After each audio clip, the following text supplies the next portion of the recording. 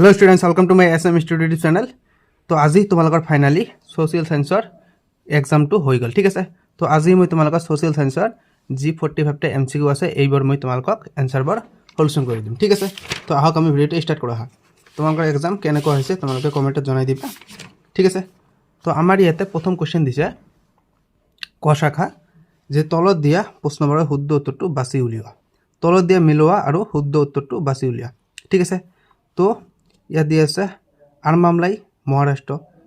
বাকি যিবোৰ তোমালোকে দিছে তোমালোকে চাবা, মই তোমালোকক কেৱল উত্তৰটো কৈ দিছোঁ। উত্তৰ হৈছে ইয়াত তোমালোকৰ অপশ্যন নম্বৰ বি টু হৈছে তোমালোকৰ শুদ্ধ উত্তৰ, অপশ্যন নম্বৰ বি। ঠিক আছে, অপশ্যন নম্বৰ বি হৈছে শুদ্ধ উত্তৰ, option number B. 2 number question কি দিছে, তোমাৰ মতে তলৰ কোনটো বিকল্প সম্পদৰ সন্ধানৰ এটা জনপ্ৰিয় আৰু শেহতীয়া উদাহৰণ। ইয়াত আমাৰ শুদ্ধ উত্তৰ হ'ব অপশ্যন নম্বৰ ডি টু। এইটো হ'ব আমাৰ শুদ্ধ উত্তৰ, অপশ্যন নম্বৰ ডি। ঠিক আছে, এইটো আমাৰ শুদ্ধ উত্তৰ। তাৰ পিছত আমাক দিছে 3 নম্বৰ কোশ্চেন, টাইৱান আৰু দক্ষিণ কোৰিয়াৰ বিষয়ে তলৰ কোনকেইটা উক্তি শুদ্ধ। ঠিক আছে, তো মই তোমালোকক উত্তৰটো কৈ দিম কেৱল। ইয়াৰ উত্তৰ হৈছে অপশ্যন নম্বৰ চি টু। এইটো আমাৰ শুদ্ধ উত্তৰ, অপশ্যন নম্বৰ চি এইটো। তাৰ পিছত আমাক কোশ্চেন নম্বৰ 4 দিছে, তলত দিয়া উক্তি 1, 2 আৰু 3 বিচাৰ কৰা আৰু শুদ্ধ উত্তৰটো বাছি উলিওৱা। তো ইয়াতে আমাৰ শুদ্ধ উত্তৰ হ'ব অপশ্যন নম্বৰ 4ৰ অপশ্যন নম্বৰ কোশ্চেন নম্বৰ 4ৰ শুদ্ধ উত্তৰ হ'ব অপশ্যন নম্বৰ 2, এইটো আমাৰ শুদ্ধ উত্তৰ। ঠিক আছে, তাৰপিছত আমাৰ কোশ্চেন নম্বৰ 5 আহি গ'ল, তলৰ কোনকেইটা উক্তি শুদ্ধ। ঠিক আছে, তো মই তোমালোকক কেৱল উত্তৰটো কৈ দিছোঁ। ইয়াৰ শুদ্ধ উত্তৰ হৈছে অপশ্যন নম্বৰ A2, এইটো আমাৰ শুদ্ধ উত্তৰ। কোশ্চেন নম্বৰ 6 দিছে আমাক, তলৰ কোনটো যোৰা শুদ্ধভাৱে মিলি আছে। শুদ্ধভাৱে মিলি আছে সম্পদৰ প্ৰকাৰ আৰু উদাহৰণ দিছে। তো ইয়াতে আমাৰ শুদ্ধ উত্তৰ হ'ব অপশ্যন নম্বৰ C2, এইটো আমাৰ শুদ্ধ উত্তৰ। ঠিক আছে, তাৰপিছত আমাক কোশ্চেন নম্বৰ 7 দিছে। কোশ্চেন নম্বৰ 7টো পঢ়া তোমালোকে।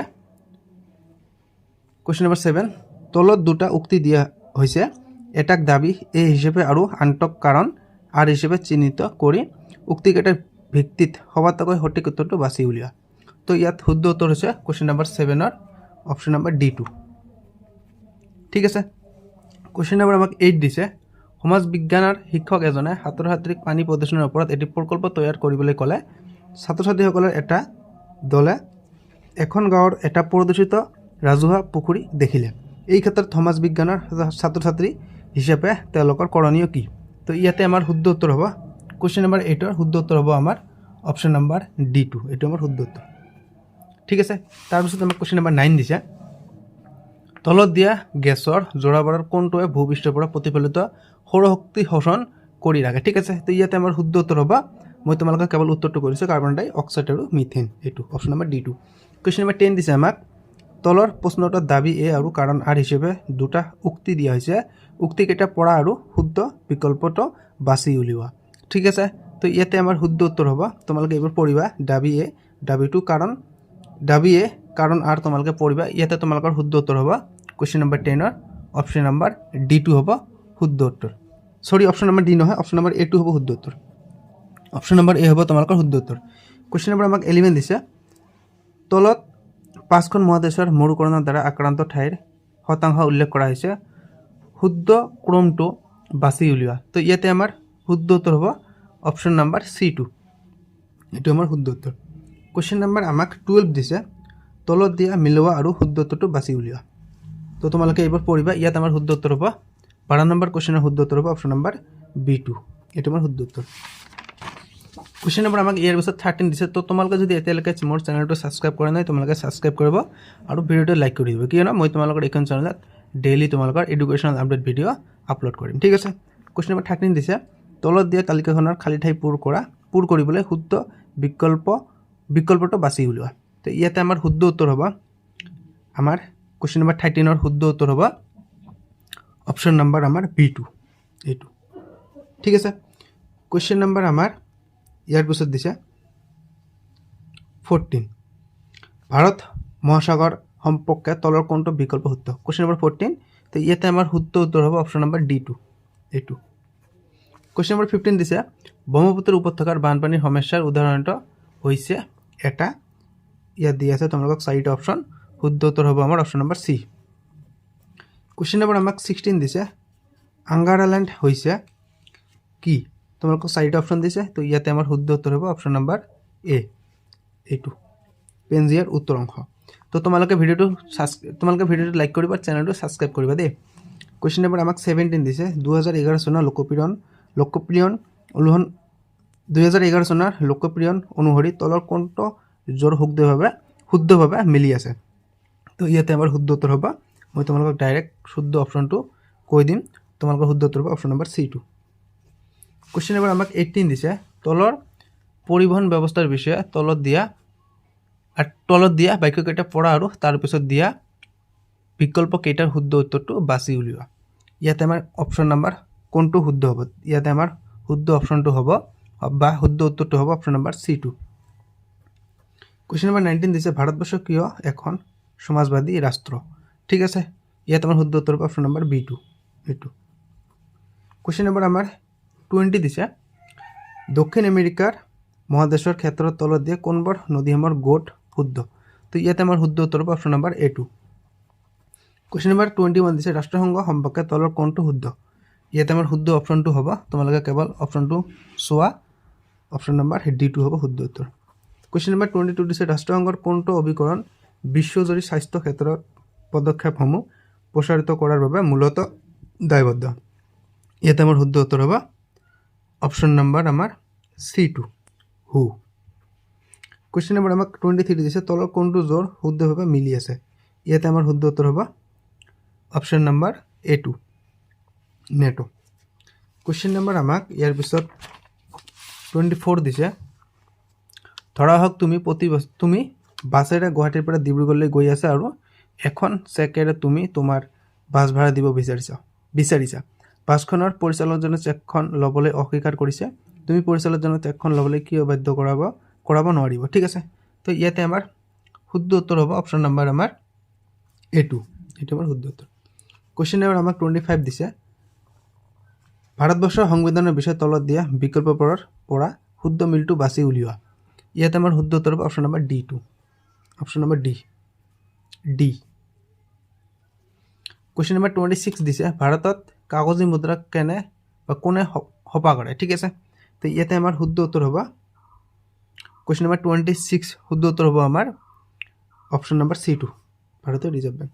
কুৱেশ্যন নম্বৰ 27 দিছে। নীতি আয়োগৰ সমিতিৰ গাঁথনি কিমান অংশৰ? দেশত দিছে আমাক কিছু অংশৰ বিষয়ে তলত দিয়া খালী ঠাইসমূহ পূৰ কৰিবলৈ শুদ্ধ বিকল্পটো বাছি উলিওৱা। ইয়াতে আমাৰ শুদ্ধ উত্তৰ হ'ব option number B2, option number B2 শুদ্ধ উত্তৰ। কুৱেশ্যন নম্বৰ 27 শুদ্ধ উত্তৰ হৈছে option number B। Question number 28 দিছে। অশুদ্ধ উত্তৰটো বাছি উলিওৱা। অশুদ্ধটো কৈছে এইবাৰ। ঠিক আছে, কি কৈছে আমাক যে দেশৰ আৰ্থিক ব্যৱস্থাৰ ওপৰত থকা ৰাষ্ট্ৰ নিয়ন্ত্ৰণৰ শিথিলকৰণ হ'ল উদাৰীকৰণ, এইটো শুদ্ধ। কুৱেশ্যন নম্বৰ আমাক B2 দিছে যে চৰকাৰী নিয়ন্ত্ৰণ আৰু ব্যৱস্থাপনাৰ অধীনত থকা প্ৰতিষ্ঠান বেচৰকাৰী খণ্ডলৈ মুকলি কৰি দিয়া নীতিয়ে হ'ল ব্যক্তিগতকৰণ, এইটো হৈছে আমাৰ শুদ্ধ। ভাৰত চৰকাৰ 1991 চনৰ নতুন ঔদ্যোগিক নীতিয়ে ৰাজহুৱা খণ্ডৰ 9টা উদ্যোগ ব্যক্তিগত খণ্ডৰ বাবে মুকলি কৰি দিয়ে, এইটোও শুদ্ধ। গতিকে আমাৰ অশুদ্ধটো হ'ব অপশ্যন নম্বৰ ডি।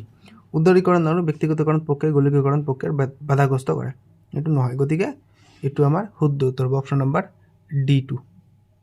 ঠিক আছে, তাৰপিছত কুৱেশ্যন নম্বৰ 29 দিছে। দেশৰ মুঠ জাতীয় আয়ক মুঠ জনসংখ্যাৰ হৰণ কৰিলে আমি কি পাওঁ? ঠিক আছে, ইয়াত আমাৰ শুদ্ধ উত্তৰ হ'ব অপশ্যন নম্বৰ C2, জনবহুল সকলোৱে জানে। কুৱেশ্যন নম্বৰ 30 দিছে। কলা ধন সম্পৰ্কে শুদ্ধ উক্তি কেইটা বাছি উলিওৱা। ইয়াত আমাৰ শুদ্ধ উত্তৰ অপশ্যন নম্বৰ B2, তোমালোকে এইবোৰ পঢ়িবা। অপশ্যন নম্বৰ B হৈছে শুদ্ধ উত্তৰ। কুৱেশ্যন নম্বৰ আমাক 31 দিছে। লৰ্ড কাৰ্জনে বংগ বিভাজন আঁচনিৰ সূচনা কৰিছিল। অপশ্যন নম্বৰ A দিছে হিন্দু মুছলমানৰ মাজত সম্প্ৰীতি বিনষ্ট কৰিবলৈ। তোমালোকে এইবোৰ পঢ়িবা। শুদ্ধ উত্তৰ হৈছে অপশ্যন নম্বৰ কুৱেশ্যন নম্বৰ 31, শুদ্ধ উত্তৰ হ'ব আমাৰ অপশ্যন নম্বৰ B2। ইয়াৰ পিছত আমাৰ 32 নম্বৰ কুৱেশ্যন দিছে আমাক। তলৰ প্ৰশ্নটোৰ দাবী A আৰু কাৰণ R হিচাপে দুটা উক্তি দিয়া হৈছে। উক্তি কেইটা পঢ়া আৰু শুদ্ধ বিকল্পটো বাছি উলিওৱা। ইয়াতে আমাৰ শুদ্ধ উত্তৰ হ'ব বা শুদ্ধ অপশ্যনটো হ'ব আমাৰ অপশ্যন নম্বৰ A2, এইটো আমাৰ শুদ্ধ। কুৱেশ্যন নম্বৰ 33 দিছে আমাক। 1905 চনৰ কোন তাৰিখে বংগ বিভাজন কাৰ্যকৰী হৈছিল? Most important question, common question, সকলোৱে জানে। ইয়াত আমাৰ শুদ্ধ উত্তৰ হ'ব, শুদ্ধ উত্তৰ কোনটো হ'ব আমাৰ অপশ্যন নম্বৰ আমাৰ C2। কুৱেশ্যন নম্বৰ 34 দিছে তলত দিয়াবাৰ মিলোৱা আৰু শুদ্ধ বিকল্পটো বাছি উলিওৱা তোমালোকে এইবাৰ পঢ়িবা মই কেৱল তোমালোকক শুদ্ধ অপশ্যনটো কৈ দিম 34 শুদ্ধ উত্তৰ হৈছে আমাৰ অপশ্যন নম্বৰ এ কুৱেশ্যন নম্বৰ আমাক 35 দিছে কি দিছে যে বংগীয় কলা সংসদ 1907 চনৰ লক্ষ্য আছিল তোমালোকে এইবাৰ পঢ়িবা ইয়াতে তোমালোকৰ শুদ্ধ উত্তৰ হ'ব অপশ্যন নম্বৰ C2 এটো মোৰ শুদ্ধ উত্তৰ কুৱেশ্যন নম্বৰ আমাক 36 দিছে তোমালোকে পঢ়া তলত চাৰিটা উক্তি উল্লেখ কৰা হৈছে এই উক্তি কেইটামান আন্দোলনৰ বিষয়ে প্ৰতিটো উক্তিৰ বিপৰীতে একোটা ঘোষণা শুদ্ধ বা অশুদ্ধ দিয়া আছে ঘোষণা অনুসৰি শুদ্ধ বিকল্প বাছি উলিওৱা তো তোমালোকে এইবাৰ পঢ়িবা অপশ্যন কেইটা মই তোমালোকক শুদ্ধ উত্তৰটো কেৱল কৈ দিছো তোমালোকৰ ইয়াতে শুদ্ধ উত্তৰ হ'ব অপশ্যন নম্বৰ A2 শুদ্ধ option number A question number 37 দিছে তলত দিয়া ঐতিহাসিক পৰিঘটনাসমূহৰ ক্ৰমৰ পৰা পুৰণিৰ পৰা নতুনলৈ সজোৱা সঠিক ক্ৰমৰ বিকল্প বাছি উলিওৱা ইয়াতে আমাৰ শুদ্ধ উত্তৰ হ'ব কুৱেশ্যন নম্বৰ 37 শুদ্ধ উত্তৰ হ'ব আমাৰ option number C question number আমাক 38 দিছে তলত উল্লেখ কৰা বৈশিষ্ট্যসমূহৰ পৰা বিদ্ৰোহটো চিনাক্ত কৰা তো তোমালোকে এইবাৰ পঢ়িবা পঢ়ি ইয়াতে আমাৰ শুদ্ধ উত্তৰ হ'ব অপশ্যন নম্বৰ কুৱেশ্যন নম্বৰ 38 শুদ্ধ উত্তৰ হ'ব option number C Phulaguri Dhewa ঠিক আছে কুৱেশ্যন নম্বৰ 39 দিছে ঊনবিংশ শতিকাৰ আৰম্ভণিতে অসমত হোৱা ব্ৰিটিছ বিৰোধী জাগৰণৰ প্ৰধান কাৰণ কি আছিল মোষ্ট ইম্পৰ্টেণ্ট কুৱেশ্যন তোমালোকৰ এইটো উত্তৰ হ'ব অপশ্যন নম্বৰ C2 অৰ্থনৈতিক শোষণ কুৱেশ্যন নম্বৰ আমাৰ ইয়াৰ পিছত 40 দিছে গান্ধীজিৰ কৰিম কিংবা মৰিম স্লোগান প্ৰধানত কোনটো আন্দোলনৰ জড়িত এটা সকলে জানে ভাৰত ত্যাগ আন্দোলন ইয়াতে আমাৰ শুদ্ধ উত্তৰ হ'ব option number D question number 41 দিছে আনন্দৰাম ঢেকিয়াল ফুকনৰ বিষয়ে শুদ্ধ উত্তৰটো বাছি উলিওৱা তোমালোকে এইবাৰ পঢ়িবা ইয়াতে তোমালোকৰ শুদ্ধ উত্তৰ হ'ব option number B2 option number B শুদ্ধ উত্তৰ ঠিক আছে তাৰপিছত আমাক দিছে কুৱেশ্যন নম্বৰ 42 1921 চনৰ ফেব্ৰুৱাৰী মাহত গুৱাহাটীত প্ৰথম জাতীয় শিক্ষা অনুষ্ঠানখন প্ৰতিষ্ঠা কৰা হৈছিল ইয়াতে তোমালোকক কেইটামান অপশ্যন দিছে ইয়াতে তোমালোকৰ শুদ্ধ উত্তৰ হ'ব অপশ্যন নম্বৰ 22 ঠিক আছে অপশ্যন নম্বৰ B2 এটো তোমালোকৰ শুদ্ধ উত্তৰ সৰি কুৱেশ্যন নম্বৰ 42 কি কৈছে আমাক যে 1921 চনৰ ফেব্ৰুৱাৰী মাহত গুৱাহাটীত প্ৰথম জাতীয় শিক্ষা অনুষ্ঠানখন প্ৰতিষ্ঠান কৰা হৈছিল অপশ্যন নম্বৰ বি শুদ্ধ উত্তৰ বাল গংগাধৰ তিলকৰ স্মৃতিত ঠিক আছে এটো আৰু আমাৰ কুৱেশ্যন নম্বৰ 43 দিছে তলত দিয়া সামগ্ৰীসমূহৰ কোনবিধ মিজোৰামৰ চেৰাও লোকনৃত্যত ব্যৱহাৰ কৰা হয় তো ইয়াতে আমাৰ শুদ্ধ উত্তৰ হ'ব অপশ্যন নম্বৰ আমাৰ A2 বা ঠিক আছে এটো আমাৰ শুদ্ধ উত্তৰ মই তোমালোকক এই কোৱেশ্যনটো কমন দিছিলো এই কোৱেশ্যনটো কুৱেশ্যন নম্বৰ 4 দিছে আমাক অসমীয়া ভাষাৰ আধুনিক ৰূপটো বিকশিত হৈছে কাৰ জৰিয়তে তো ইয়াতে আমাৰ শুদ্ধ উত্তৰ হ'ব অপশ্যন নম্বৰ বি অৰুণোদয়ৰ জৰিয়তে আমাৰ শেষৰটো এমসিকিউ তোমালোকে চাবা তলৰ কোনটো জোৰা সঠিকভাৱে মিলি আছে যোৰহাট সাৰ্বজনীন সভা 1995 চনত আসাম এছ'চিয়েশ্যন 1903 চনত তোমালোকৰ অসম প্ৰদেশ কংগ্ৰেছ কমিটি এটো নহয় আহোম সভা দিছে 1885 চনত এইটো নহয় তোমালোকৰ ইয়াতে শুদ্ধ উত্তৰ হ'ব option number B2 Assam association 1903 চনত ঠিক আছে তো আমাৰ এমসিকিউ কোৱেশ্যন কেইটা হৈ গ'ল তোমালোকে চেনেলটো সাবস্ক্ৰাইব কৰিবা আৰু যদি তোমালোকক এই বাকি কোৱেশ্যনবোৰ উত্তৰ লাগে তোমালোকে কমেণ্টত জনাই দিবা মই তোমালোকক দি দিম ঠিক আছে তোমালোকে এইবোৰ চাবা তো ভিডিও আমাৰ আজি এইখিনিয়ে মই কেৱল তোমালোকক এমসিকিউ কোৱেশ্যনৰ উত্তৰবোৰ কৈ দিলো ঠিক আছে তো বাই বাই টেক কেয়াৰ